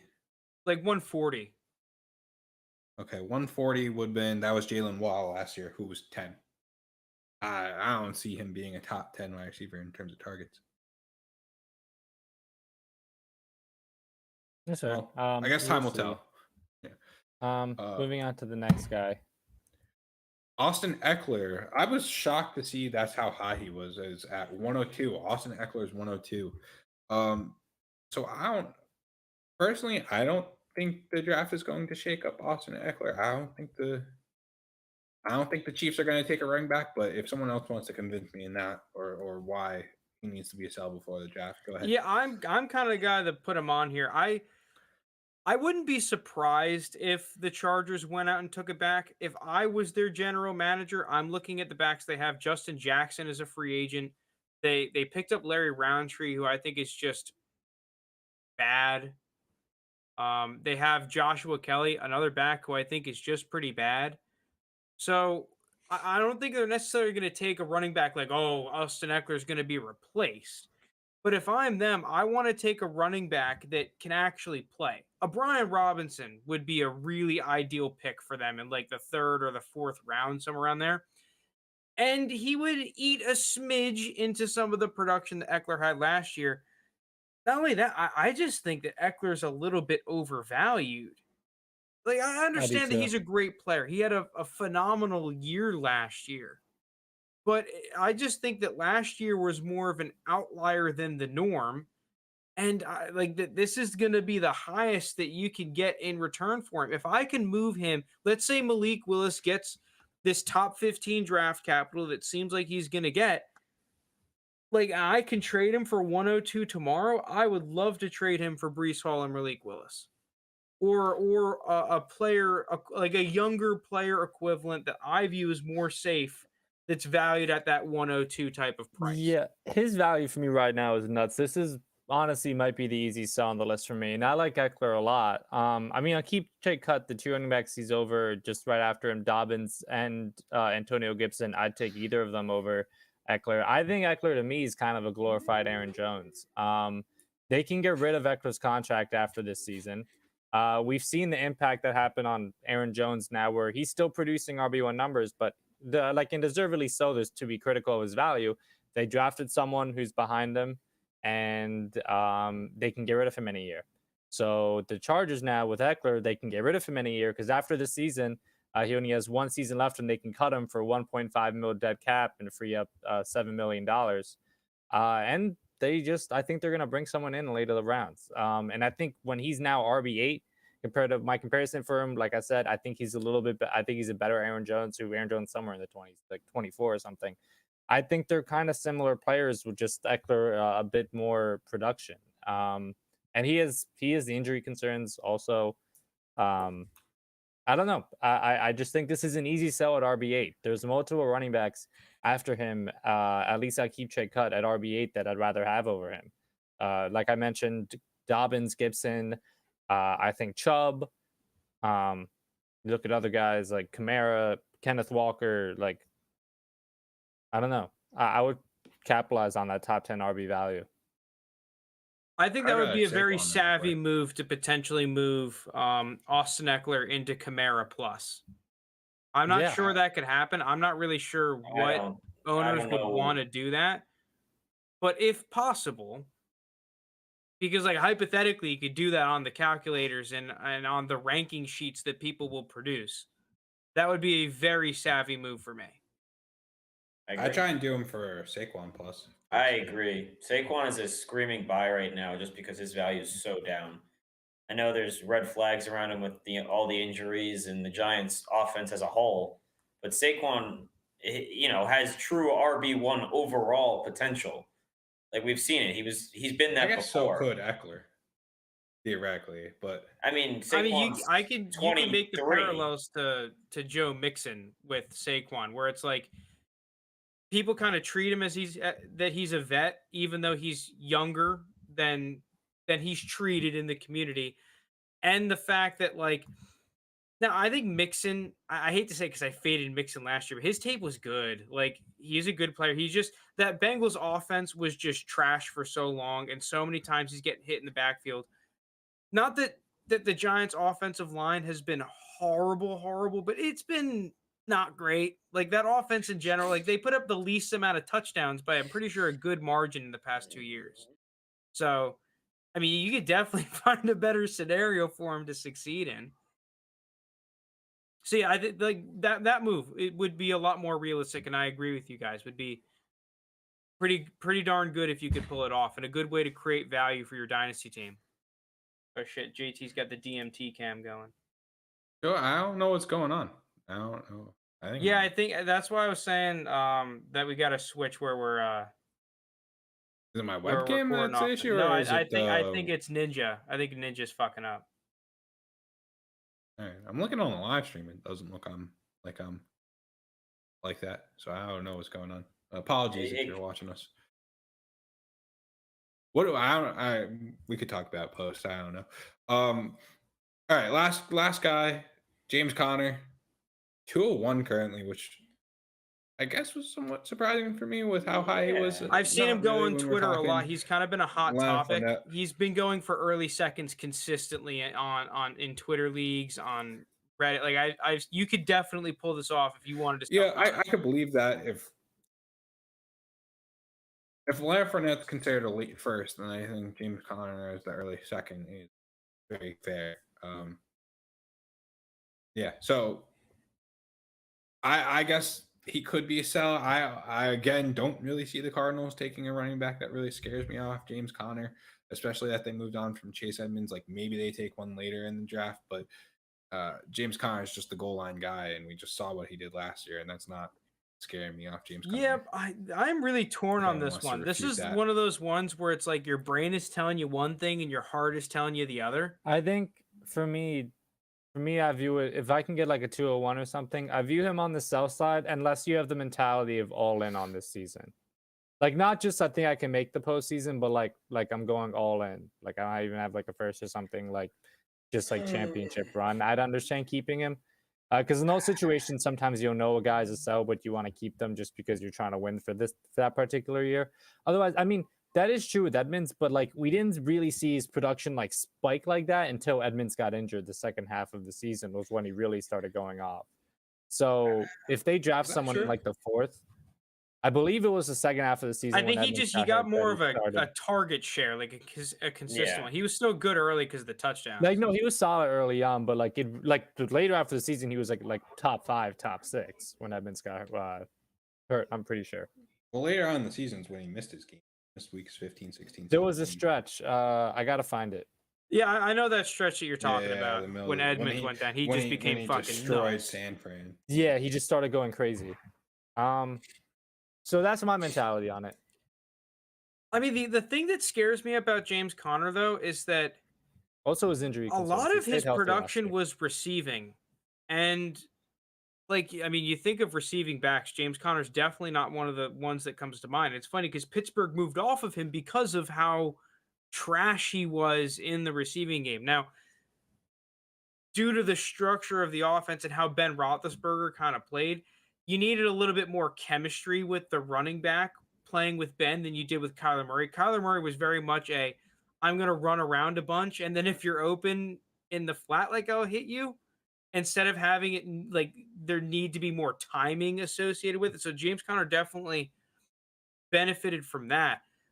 But is he really going to be a back who's top 5 in targets again next year?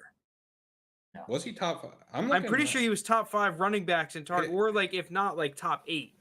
His targets was consistent with what he's had every season prior, not counting 2018. So 2018 when Lev Bell was out, he had 71 targets. Damn, And did then he afterwards- really? Yeah, and then afterwards 2019, 2020, 2021, his targets were 38, 43, and then last year was 39. Like I think that's just consistent. Wait, he with- only had 39 targets. Am I going crazy? I thought he had like 70 targets last year. Nope. I think Frank's just crazy. All right, Frank's I'm awesome. going crazy. He's off the deep end. Yeah, I'm off I thought he had like 70 targets last year. Yeah, No, it felt like it. No, but the point I was saying is I do, I do think that I expect him to have a good season. My only point was if you're going for a championship run, I understand wanting to keep him. I think I probably would too, unless you can get like some hourly first. But I'd sell for 201 if I'm not going for that chip run, because I think they're going to bring someone else in. And I still think he'll have a good season, but not like he had an insane stretch in the middle of last season. I don't think he'll be able to duplicate. There's just no way his touchdowns don't regress. There's just not a possible way his touchdowns Yeah, don't but regress. okay. So And I Jarvis understand he Ronaldo's had a type good beat. season and he's got the contract that he wanted. And I understand that. And he probably will keep a significant role in this backfield. But for 201, I mean, you're talking about an older back here that has 201, coming you can off get like one of his better Pickens. coming off one of his better seasons. This is as high as his value is going to get. And I'm just trying to play the value game here. If this is as high as he's going to get, I'm out. this is one of those cases where the production just outweighs. Like Yeah. I get that he he had a ton of touchdowns last year. He finished a running back 5. Like even a regression doesn't mean he's outside of the running back 1 conversation, which like you're telling me I'm getting a running back 1 for so cheap. Like the only other one that I could think of is Leonard Fournette, but you gotta pay a little more for Leonard Fournette. So Yeah, that's just the issue is that if you're trading someone with this type of upside, you kind of want a first round pick. yeah. It's weird for me though, is like the Antonio Gibsons of the world, right? Like they're valued not too far off from James Conner, and they're just way shinier than James Conner. So that is what kind of irks me about like. There's a lot more. Well, I mean, yeah, risk because that- I think if you took the total points that Gibson is going to give you over the next 4 seasons versus what James Conner will give you over the next 4 seasons, it's Gibson pretty easily. Yeah, and that's kind of what that's where I'm like, oh, I look at James Conner like, oh, okay, like if I have to just throw on an early second on top of James Conner and I get to extend my production by 3-4 years, like yeah, maybe that's worth doing. But I don't know. There's just there's so much risk with these young running backs, like more than I've ever seen. it's so hard to figure out where you want to put your value in terms of where you want how you want to make up your roster with running backs. That's what I'm struggling with this year, to be honest. There's risk with every running back outside of the top like 5 or 6 guys. I think even the top 5, 6 guys this year, other than Jonathan Taylor, but Jonathan Taylor is just ranked so high that there's risk with He's him impossible too, to trade how for. high, how high he's valued. So I think every single running back, I do not like having. I guess No I'm the RB. running back into guy. a 0 RB. JT has I'm come molding all the into a way. 0 RB guy. See, I just don't like the running backs in the startups, but I have James Conner in a league, and I don't think I want to sell him for 201. Yeah, I wouldn't either. It's just like whoever I'd getting rather there, not have the getting the upside of production. I like that Yeah. level of production. I agree with Jake that this is probably the highest he's ever going to be, unless it maybe if he does it again, maybe then, he's a first, but Even if he does it again, he won't be a first because then people are going to say, "Oh, he's another year older." This is the Yeah. highest he's going to be. so realistically, I'm holding James Conner. Right, but if I could turn around and park my value in a George Pickens or a Jameson Williams or whoever is going to fall to that first spot in that Those that guys second have round- too many question marks. though, Well, I for don't think to park James. my value If there. Jameson, if I can trade James Conner for Jameson Williams, then yeah, I will do that. But I don't Yeah, I think think I'll be Jameson able to Williams do is that. What's first Jameson round Williams looking ADP top right now? It has to be around 111, Late think I first, got- 112. like Yeah, so- 110, so I'd if you- say.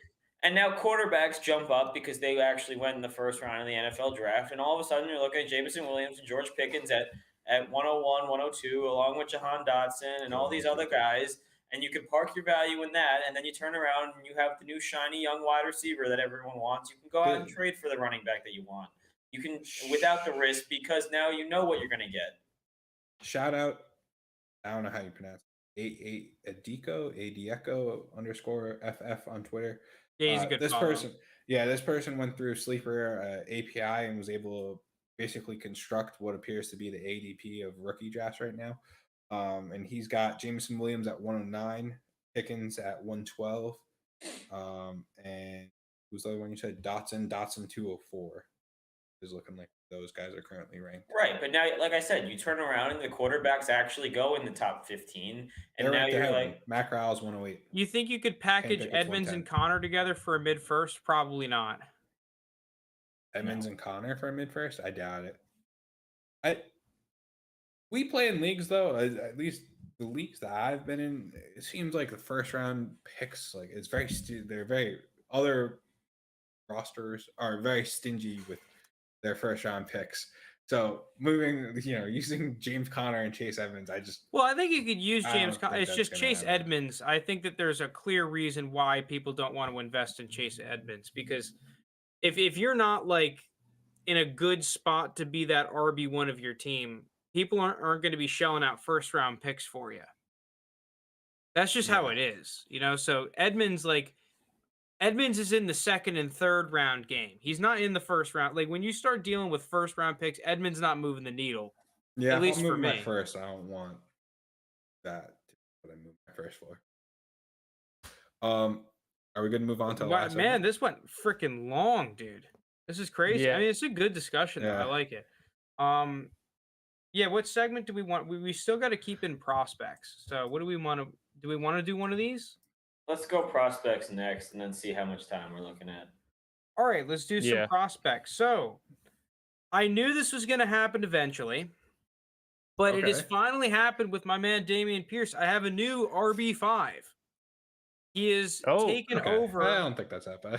Zamir White as my Oh. RB5. Let me see if I can find my current running back rankings here. Is this the right thing? I Yeah, thought here you were we gonna go. pull.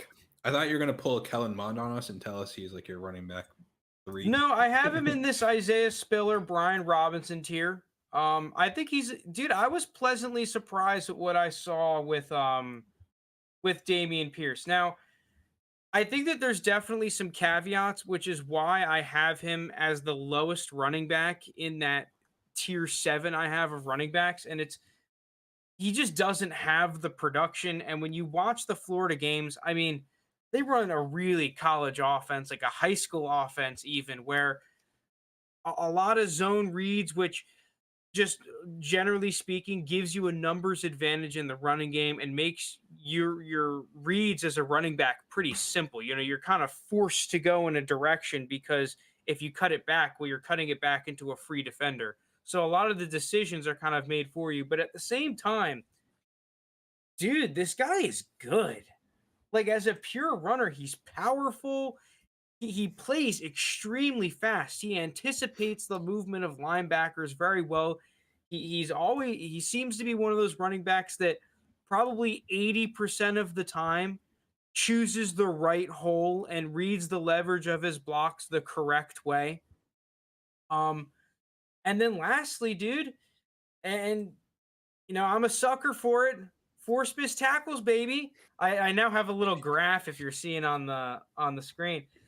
Third as of right now in forced missed tackles, right around Brian Robinson at about 32%. 1/3 of his carries he's breaking a tackle, and that definitely showed up on the film. He didn't get a ton of carries, but when he did, he was forcing those missed tackles. Well, do those lack of carries give you any pause or concern? 100%. 100%. Like that's probably one of the biggest reasons I have Brian Robinson and Isaiah Spiller over him is that they're too like they just got the workload. They got the kids. They were relied on. I mean, especially Brian Robinson, right? He was really asked to be like, dude, you are our running back. You are getting the carries. Our running game is going to live and die with you. Mm-hmm. Dameon Pierce. I mean, they did 2-back sets. They have like all these running quarterbacks, at least last year.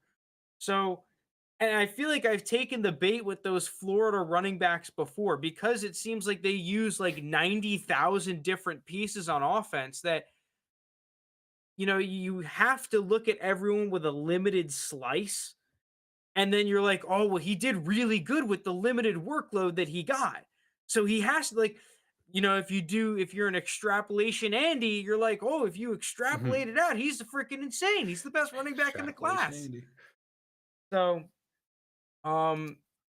I just think he's pretty damn good. And lastly, with the Senior Bowl, he showed some nice receiving ability at the Senior Bowl, which That was if you let me get a quick thing go ahead. in.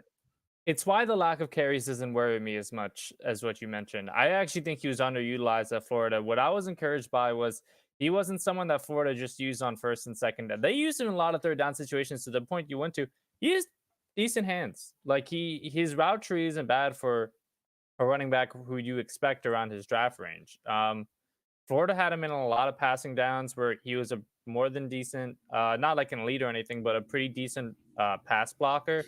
And he was able to run some routes and and had like pretty reliable hands. I think the potential for that is kind of outweighs the me being concerned, oh, why didn't Florida use him more? I think Florida was just using a ton of different backs this year, and it was kind of a weird offense. But he showed like in limited touches the ability to play on any single down outside of all the points Frank mentioned and him being one of the strongest running backs in this draft class. Yeah, so I guess the last points before we start going into more of like his dynasty value and whatnot, this is easily one of my favorite plays that I've seen of anyone in the running back class. This is against Georgia. I mean, they're kind of getting the shit kicked out of him, but nonetheless, this is an NFL level run. This is awesome stuff. So initially, he's going to deal with a little bit of interior pressure, right? You see a couple of these dudes are getting back. I mean, Georgia's D-line is freaking amazing. So he has to get a little bit skinny through this hole. And all right, here we are. He anticipates this lane opening up to his left, this little bit of a cutback lane. And it looks massive when you initially look at it. But realistically, this is a really slim lane to hit with Jakobi Dean coming over the top. And because you have to hit it outside. I mean, this dude, first round pick linebacker, absolute stud. But also, you can't cut it too flat because you have this edge defender who's going to come back and go for the tackle, right? Mm-hmm. So he really efficiently puts this foot in the ground, sees it early, and gets skinny. And honestly chooses like the exact angle he needs to break both of these tackles. And then, finishes violently in the end, takes multiple guys to bring him down. I don't think he's like the craziest running back prospect ever. I do think that he's like, a classic one of those third round type of prospects. But I was very pleasantly surprised at what I saw from him. And given his dynasty like price and rookie drafts, is where I want to get into now. I mean, I saw a Reddit Superflex mock today. I didn't see him within like the first 30 or so picks. Let me pull up what I sent earlier. The person I just shouted out in their mock, he is going. Looking for him. 306, roughly. Whoa. Running back 9.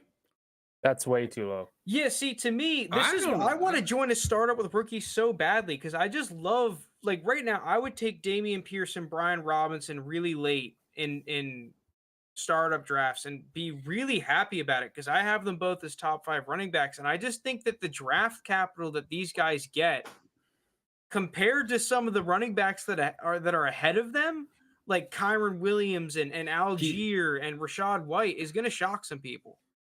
Kyron Williams and Rashad White would be the two that I take Dameon Pierce over, and that's Rashad White was actually mocked as running back 4 in this sleeper ADP, and Kyron Williams was actually running back 5. I think that's going to change. I don't know how in tune this was with the combine and everything. I'm guessing part of it was taken before, part of it was after.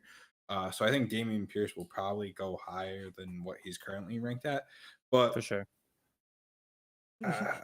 I'd rather him than Kyron Williams. I don't know if I guess I'd rather have him than Rashad White too, to be honest. But when you get talking like a Brian Robinson or actually someone that we're about to talk about next, I think I'd rather have the guy we're about to talk about next over Dameon Pierce. Oh, really? I guess like closing thoughts on Dameon Pierce. I think the big concern with him is, at least for me, is that he's clunky as fuck in the open field. He's a clunker, and it's concerning because he kind of has everything else that you want. He's like, and when you watch him run through the tackles, like his balance reminds me a little bit of Javonte, and the fact that it consistently takes multiple guys to bring him down, and he runs hard, but he's a clunker. So how is that going to impact him on his routes and in the passing game that we saw him do really well in the Senior Bowl? Like when you compare him to the top tier running back prospects, they're just not as clunky on tape. They showed, in workouts and on tape, okay, we're very good receivers and we're really nice in the open field. I don't think that I saw that with Dameon Pierce on tape, but we did see flashes of it at the Senior Bowl. So definitely a lot of upside.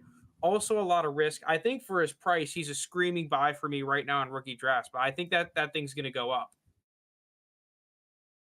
I expect it to. Any other thoughts?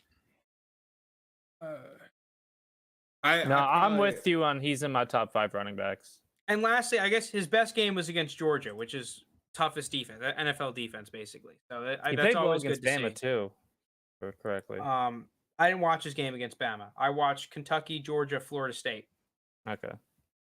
All right, so we can move on to Mr. James Cook. I'm shocked to hear that you would rather have James Cook than Dameon Pierce because I think I'm in the same boat, JT. Not gonna lie. This is a rare combo here. This is gonna sound weird for me because I have James Cook as like a 6th to 7th round NFL draft pick. No way. Dude, the thing is, I think he's a good little player, right? Yeah. Smooth runner, right? He's a smart player. He knows what to do. He doesn't fuck up the plays. So he's a good little player to have. I think the problem is that I feel like I have a free safety at running back. It's like, God forbid the wind blows and he's going down. Yeah. I just think like they're both probably as in James Cook and Dameon Pierce. I think they're more of both like 5th round picks, if I were to guess in how the NFL draft shakes up. And normally I would knock someone for their production. right? Because like he similarly to Dameon Pierce didn't have a ton of carries in college, but It's the just Georgia it's offense. how Georgia rolls. Yeah. Yeah, we're on the same page here. You know, you had Nick Chubb and Sony Michel. You could go back and back and back. So with him and Zamir White, I'd clearly much rather have Zamir White than James Cook. But I just like these Georgia backs. I like what James Cook is. Randy Page is saying James Cook is now the running Damn, back he's a 4 on projected Grinding third Unlocked, rounder. projected third Holy rounder. fuck! Yeah, he had a good little pro day in combine here quietly. Yeah, I So- just think that he's so limited in his role because, like, okay, Skull Dynasty brings up Nyheim Hines. This is the problem I have with James Cook. It's not that I don't like. I actually enjoyed his tape. Now he didn't break a lot of tackles, but he was fine, and he had some really flashy runs where he would make multiple people miss. And he's fluid, and he's cool when he runs, right? It's like Kamara when he runs. Like, it doesn't look like he's really sprinting, but he's making guys miss, and he's agile. But dude, 190 pounds. I don't know what he weighed in at the combine. I just think that for where he's going in rookie drafts, it's a really tough bet because historically speaking, when you're betting on these like third down type running backs, a lot more times than not, it's just a bad move. They're not going to do well. And you look at the really successful third down running backs, they kind of come out of nowhere, you know?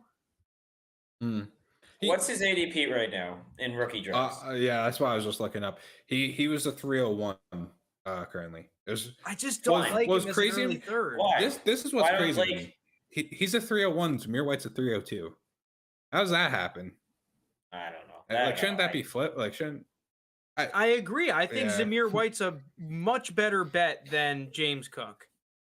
that's something that I do take issue with. Like, I'd much rather have Zamir White than James Cook, but I'd rather have James Cook. than Dameon Pierce. 199 at the combine. I mean, he definitely loaded up at the combine, but the problem is, dude, it's not only that he's small, he plays smaller than his frame as well. Yeah. Like, this dude, like, he's going down on first contact. Like, if an NFL player sneezes on him, he's going down. So I don't want to give him a consistent workload in between the tackles.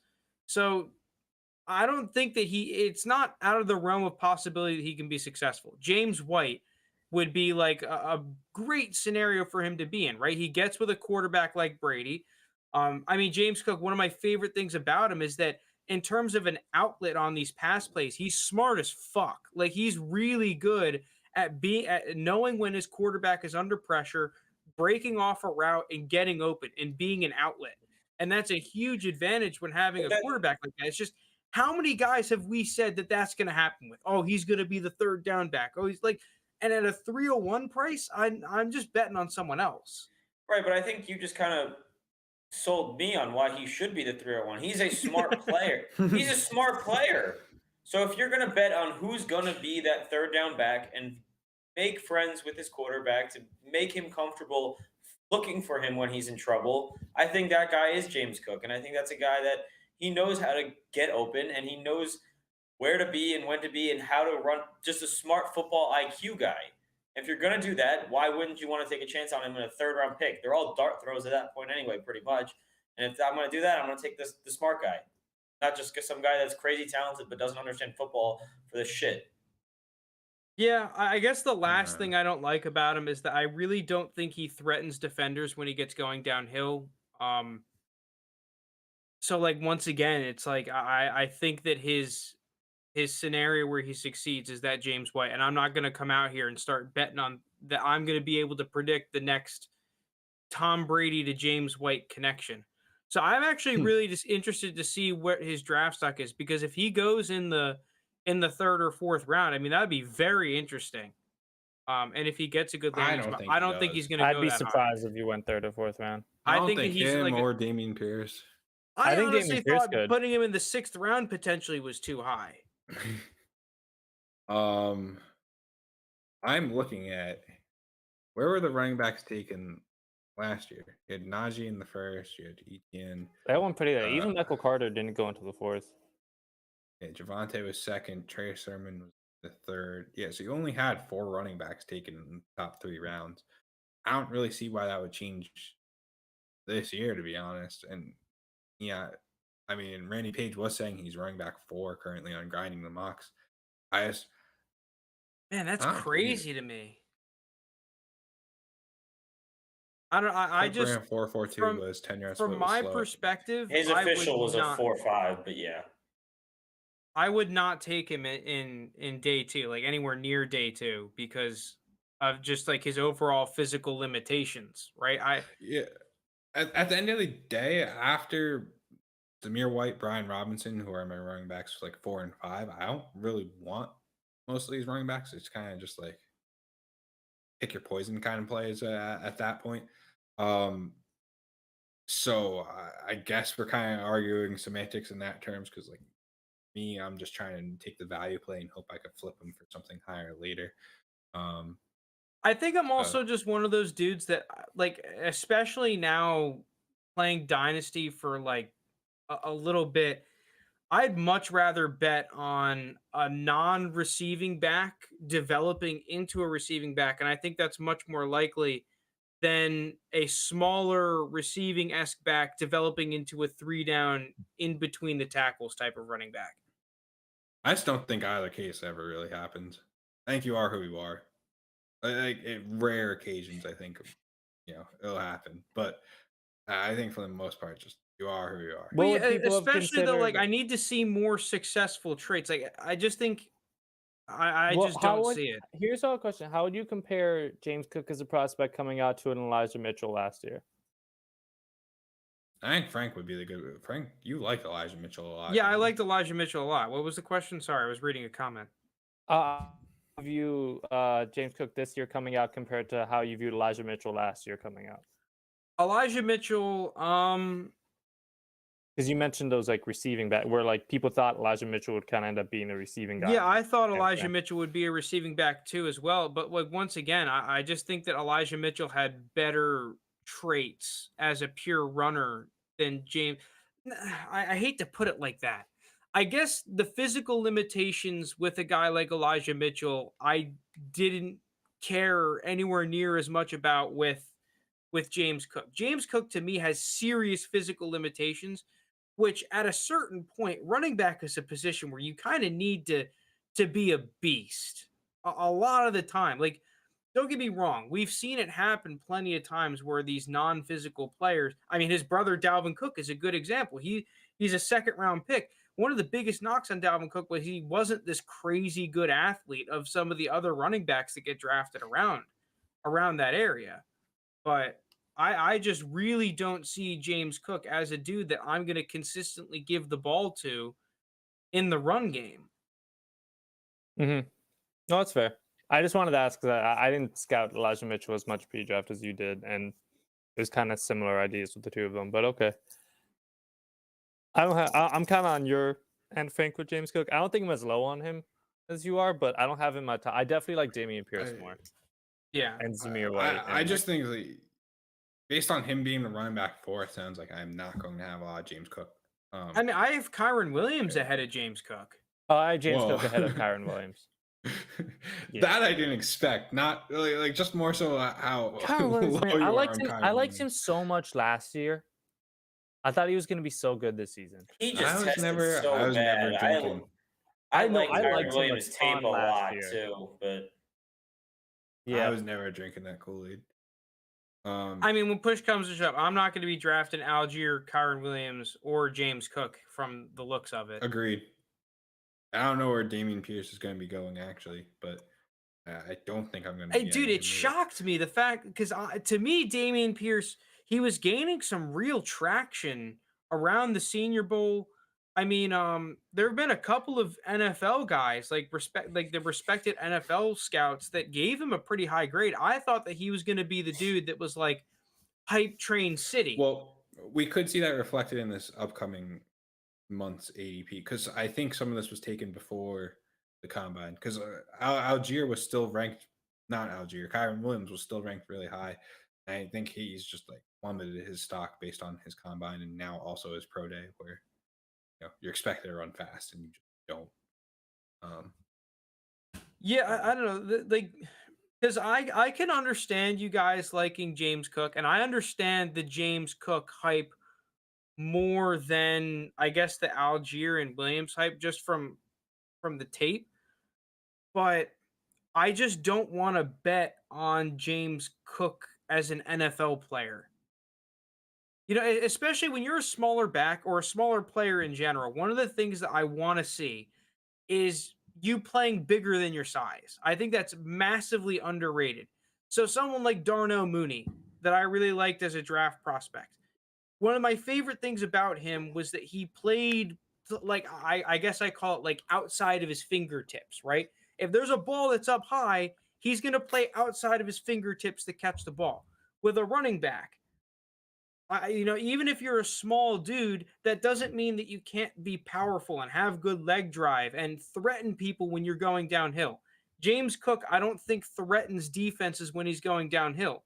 So if I'm a defense playing against him, I'm kind of fine playing like a wider box and a lighter box at the same time because of I don't care if he gets going downhill up the middle because one of my linebackers will be able to meet him head on and stop him in his tracks.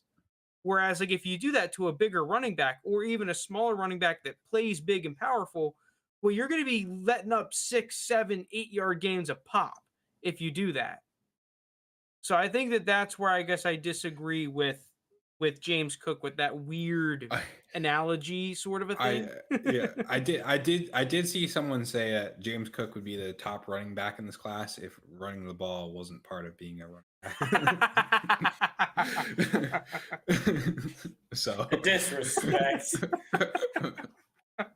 That's actually hilarious. With that, I think that's a good place to wrap it, though. I don't know. I feel like this went pretty long. Yeah, no, it's a good last comment on James Cook. All right, so we'll actually be back tomorrow, 7:30, Wednesday, 7:30, to do our new, what are we calling it? Dynasty Stonks? I forget the actual name. Yeah, Dynasty Market, Dynasty Stonks. I have no idea. Yeah, Dynasty Football Market. We're finally going to be doing our first trading of players. Oh, yes. Thank you guys so much for showing up in the chat. It really means a lot. We had a very live chat this week. Yeah, if you're listening to us on podcast, we always appreciate it. YouTube live chat is we love you guys. A good place for us to answer your questions. And then also, I think we've been getting a decent amount of comments on the YouTube recently. So yeah, we appreciate it, guys. There too. So yeah, and we'll be back throw tomorrow. us a like. And subscribe if you wait, real quick. The people in chat, I want to do another startup, and I feel like I haven't been able to see a lot of them on Reddit. Would you guys like all this gang here, like us four and the people currently in chat, would you guys potentially be interested in doing like a $20 startup? Oh. Let's ride, boys. Let's ride. Because I am very down. Including rookies to make that happen. What's up? Well, even if they're not, maybe we could do a mock startup with just people in chat. That'd be kind of cool too. Like if they're not willing to throw money down, we would. Yeah, I'd even be down for a mock. We could do a mock now, then a money one post NFL draft. Or we could do both. Yeah, if you guys want, but like, I feel like see, dude, Skull Dynasty down, Randy Page down. Hell yeah. We'll keep you guys in. Dude, I'm itching for him. I'm itching. 1-800 Gamblers Anonymous says good to play. I don't know. I felt like we gotta cover ourselves and say that. All right, well, we'll figure out how to set something up. All right. Sounds good. Season 2, episode 34. Thanks, guys. Thank you, everyone.